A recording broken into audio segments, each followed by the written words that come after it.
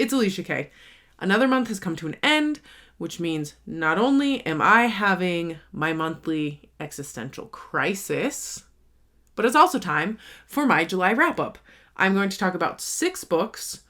5 of them I was able to finish, and then I have 1 DNF that I'm going to talk about, which I don't normally mention, but I was just having a lot of thoughts and feelings about this book, and it is a very popular book right now, so I thought I'd just mention it since I finished like 85% of it. But that will be the last book I talk about, since chronologically it is the most recent book I was reading in the books that I will be talking about. I am going to start with The Aeronauts, Windlass by Jim Butcher. This is the first book that I was able to finish in July.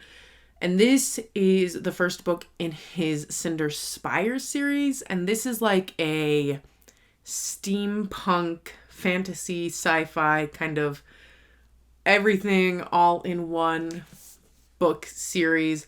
The second one is coming out in November. And in this book, we follow a few characters as they essentially leave home to go to school in like the military school, basically, and what happens once they are there. And the reason a lot of them are going, I think, is like both family honor as well as there seems to be a threat to their nation. I enjoyed this book, and it's maybe my favorite Jim Butcher book that I have read. I do not like the Dresden Files at all. I find Harry Dresden to be an insufferable character to read from. And then I also read his other series that I don't remember the name of right now, but it's a fantasy series. And I think I maybe liked this book more than I liked those books. And overall, I did like this book. I wouldn't say it's like a new favorite for me. It was enjoyable and I was intrigued the whole time. But also, like, that's kind of where it ended, right? The characters were good. The plot was fine. But it didn't, like, blow me away in any of those aspects. And honestly, the reason that I read this book is because so many people told me there was this one specific character that I would really like. And for most of the book, I actually really disliked that character. And I talk more about this in my reading vlog and my camping vlog when I was reading this book. But there's a talking cat that honestly for most of the time I just didn't enjoy because I didn't feel like the cat was portrayed in the way that I see cats. I know, kind of stupid. Maybe not a good reason to not like absolutely love this book. But also, like I said, it didn't do anything that I was like completely blown away by. It was good. I enjoyed it and I will read the second one in the book. But this didn't like change my life. The next book I read was Vera Wang's Unsolicited Advice for Murderers by Jessie Q. Sutanto. This book was really good. I listened to the audiobook of this and I feel like I was completely captivated from the beginning, wanted to listen to it, really liked the characters, and the twists and turns this book take were well done. Like, how everything came together at the end, I had a suspicion of like one part of it, but the other part, like, I did not foresee at all. So, loved that aspect of it. The only issue I had with this book was as I was going through it and I was reading and I was listening and I was like 40% through and I just kept feeling like the story was about to resolve.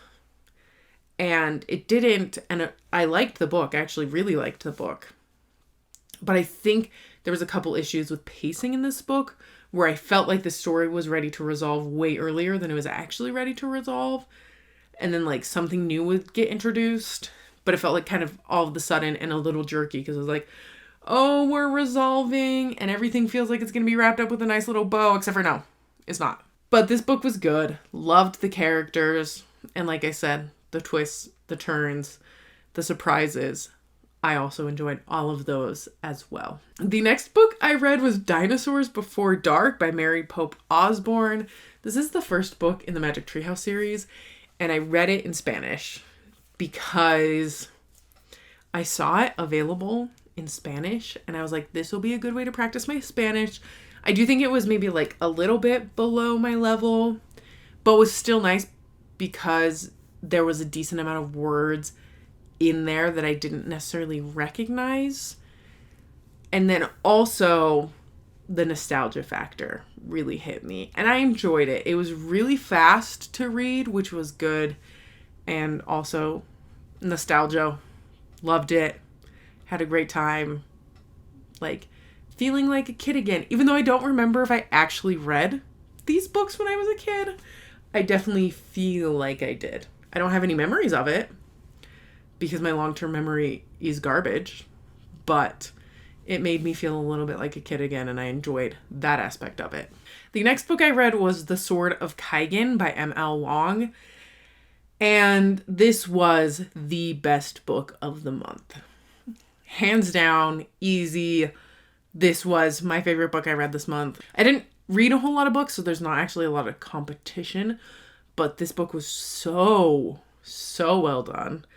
I'm obsessed with the characters and the emotions this made me feel was all over the place. I bawled my eyes out reading this book and loved it. It destroyed me, and I loved it. You should read it if you haven't read it yet. This book is about a young warrior, and he has been trained his whole life to be a warrior. He comes from a warrior family, and his mom, who married into this family and has a past and secrets that she's not necessarily supposed to talk about. That's all I really knew going into this story, so that's all I'm gonna say. And it was so good. Just like so good. Like I said, this book made me bawl because you get so connected to the characters. Like, the character work in this book is so well done. And I'm a little sad there's not going to be a follow-up to this book. I know there are other books like in this universe, and I might go seek those out, but there's no other books that will like follow up the events of this book, or I don't think even with the characters that are in this book. So a little bummed about that, but this book was so good. Definitely my favorite of the month. The next book I read, and actually the last book I ended up finishing, was How to Sell a Haunted House by Grady Hendrix. This book follows two siblings as their parents pass away in a car accident, and the one flies back from California to like Vermont or Georgia or Louisiana or wherever they're from, more on that side of the country. I honestly don't remember where this book mostly takes place, but they are then like trying to process their parents' things, and creepy things start happening, as you might be able to infer from the title. The house is haunted. And this book took me a long time to read. I actually almost DNF'd this book. Again, I talk about this maybe in that same vlog where I talked about the Jim Butcher book. I had a real issue with the beginning of this book because the characters are so insufferable. And one thing I briefly mentioned in that vlog is that I am kind of a person who needs a likable character to enjoy a story. This is not a hard and fast rule, but mostly I read for entertainment, and reading from the character perspective of people who are just like annoying and not good people, and like I can tell I wouldn't like as a person, sometimes is hard for me because I feel like I'm supposed to be rooting for these people, but I just find them annoying. So I'm like, you know what? Actually, I don't know if I care. And for a book like this, I feel like that kind of undermines the whole plot structure of it. There are some books where that is the point. I don't think that's the point of this book. I think I'm supposed to root for the characters and like them, and I just didn't. At the beginning of this book, I had some big issues with how the siblings interacted. And I talked about this in my vlog. Like, I could never imagine saying some of the things they say to each other to one of my siblings. And I could never imagine my siblings saying that to me. So I had a hard time like connecting with the characters. And it's not that I necessarily wanted bad things to happen to them, because I'm not like that kind of person who like is vindictive in that way, even with fictional characters. But I was just like, yeah, I don't care. I don't care. Like, I do not wish bad things to happen to this character, but as bad things are happening, I'm like, oh, well, I guess it sucks to suck. I don't care. And I think that is not the point of this book. I think you're supposed to root for the characters and like them. And I just didn't like any of them. But I did end up finishing this book because a lot of my issues got resolved kind of like halfway through the book. And also an unfairness to the book of like when I listened to it. And I was just like in a bad mood when I started this book. So I was much more irritable than I would have been normally.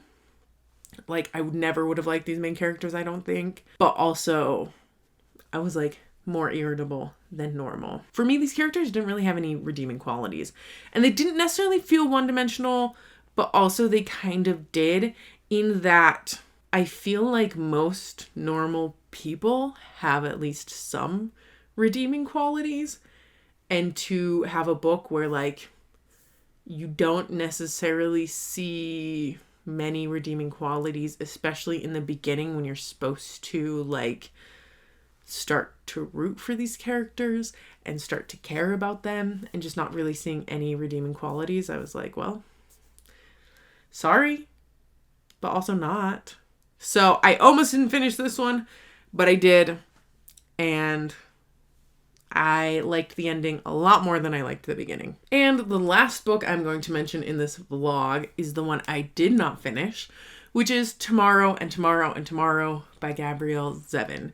The only reason I'm talking about this is because I have a lot of feelings about it. And I got most of the way through the book.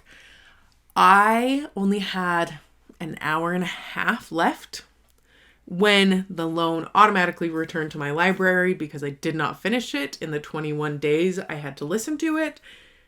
And I just didn't care to stop it. And I think that says everything you need to know about how I felt about Tomorrow and Tomorrow and Tomorrow.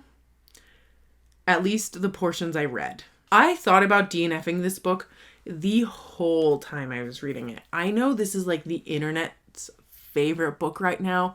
People I know, like in real life, are reading it and enjoying it. So I was like, obviously I'm gonna like it, and I love video games, and so I'm gonna have a good time with it. And I didn't. This book follows the relationship of two people who meet when they are kids, and then they don't talk for a very long time, and then they meet again when they are in college. They're not going to the same college, but they are in college in the same town, and they end up making a video game together, and that video game gets really big. My issues with this book were kind of similar to my issues with How to Sell a Haunted House, which is just that, like, I didn't care about the characters. And I read this review on the Story Graph, and I wish I could remember, like, who said it, where I found it, anything like that. But essentially it said, we see only the bad parts of their relationships, and we are told to believe there are good parts, but the good parts aren't ever really shown on page. And that is like how I feel about it. We go through this whole thing and we're like only told the negative things that happen. And also, these characters were really insufferable to me. I don't want to get too deep in the weeds, talk about too many specifics with this book, because I don't want to give spoilers. But I do want to talk about kind of an overarching theme that happens. And I'll like put a time code, or, you know, if you don't want to hear potential spoilers for Tomorrow and Tomorrow and Tomorrow, you can just stop the video here. This is the last book I'm talking about, so you can just go. I'm going to rant about Tomorrow and Tomorrow and Tomorrow for a little bit. Because in this book, Sadie, who is one of the main characters, is constantly talking about how selfish and what a dick Sam is, essentially. And I agree. Like, he doesn't seem like a good person. But the issue is Sadie also doesn't seem like a good person to me. Like, it just seems like everyone in this book is bad people. And this might be the point of the book. Like, the point of the book might be a story of bad people becoming friends with other bad people and just, like, not communicating worth shit, not getting along, not truly caring about the other person's feelings, and being incredibly selfish and, like, kind of only thinking about themselves and not applying empathy to the people around them.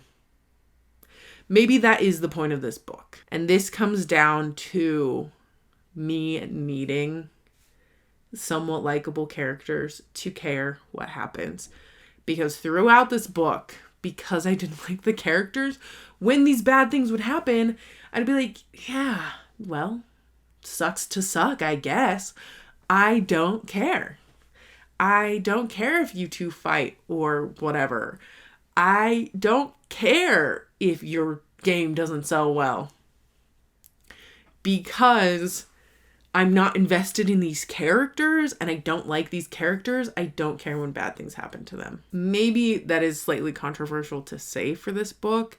And like I said, maybe the point of this book is characters that aren't necessarily good people. But there were actually a couple characters in here that I was like, see, this is like a good person. And I care about these characters, like Marks and Zoe. I was like, these seem like normal human beings that I care about. It was mostly just Sadie and Sam that I was like, I don't care. I don't really care what happens to you because y'all just seem like you don't care about each other and you're not going to be nice to each other. So I just can't care. Also, this book just didn't feel like anything was happening. I think it was supposed to be about character development, except where the characters didn't actually develop anything. I don't feel like they went anywhere. They didn't grow. And honestly, they didn't even really digress either in my mind. They just kind of stayed stagnant. And it felt a little bit more like a slice of life, or like it was trying to be like a slice of life where like, here's multiple slices of life. And it just didn't pull it off, in my opinion. I probably would have finished this book if it didn't auto return to the library. Like I said, I only had like an hour and a half left. I was probably going to finish it, but I auto returned to the library and I just didn't care to make that not happen. So that is every book I read in July and one that I didn't even finish. Let me know what you think of these books down below, especially with Tomorrow and Tomorrow and Tomorrow, because I know that book is very popular right now and most people have opinions that are different than the one I have about it. So let me know what you think down in the comments. Thank you so much for watching and I hope to see you in my next video. Bye.